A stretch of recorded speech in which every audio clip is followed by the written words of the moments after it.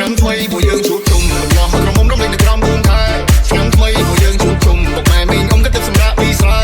រំលែងប្រពៃណីខ្មែរឯងល្បែងប្រជាប្រិយខ្មែរសប្បាយហូរហែមានសេរីសួស្ដីសប្បាយហូរហែចាំទទួលពរជ័យបងគុណចោលជុំលើកសែងទីប្រត់វាខំឬក៏ចាប់គូនខ្លែងបាយខុំចាក់ត្រង់ស្លាប់ចង់ល្បែងខ្មែរពូខំតែក្រែងរំវងការលងសារវ៉ាន់ជួយកំពឹសរំខ្លាចតាំងពីយូរអង្វែង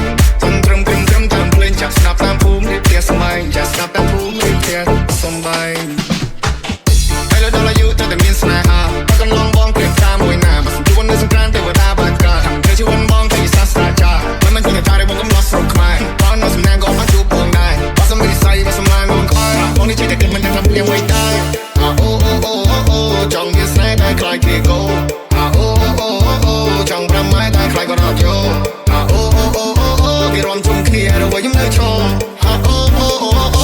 ឆ្នាំថ្មីពួកយើងជួបជុំកំឡោះក្រមុំរំលែងនៅក្រោមភូមិខែឆ្នាំថ្មីពួកយើងជួបជុំពុកម៉ែមីងអ៊ំក៏ទឹកសម្រាប់ពីស្រែរំលែងប្រពៃណីខ្មែរឯងល្បែងប្រជាប្រិយខ្មែរសប្បាយហូរហែមានសេរីសួស្ដីសប្បាយហូរហែចាំទទួលពរជ័យសង្គ្រាមមានត្រឹម3ថ្ងៃស្រស់ចរណាយន្តទេឬទេ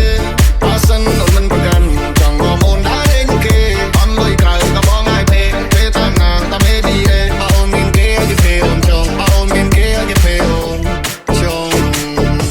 បើសិនជាអូននៅឆ្ងល់ចូលឆ្នាំខ្មែរយើងមាន3ថ្ងៃនាងអូនណាសួរបងបានថាថ្ងៃមួយគេហៅថាថ្ងៃអី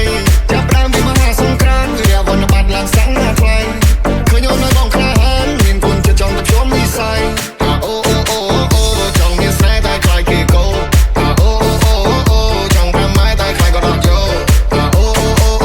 គេរំជុំគ្នារវល់ខ្ញុំនៅឈរ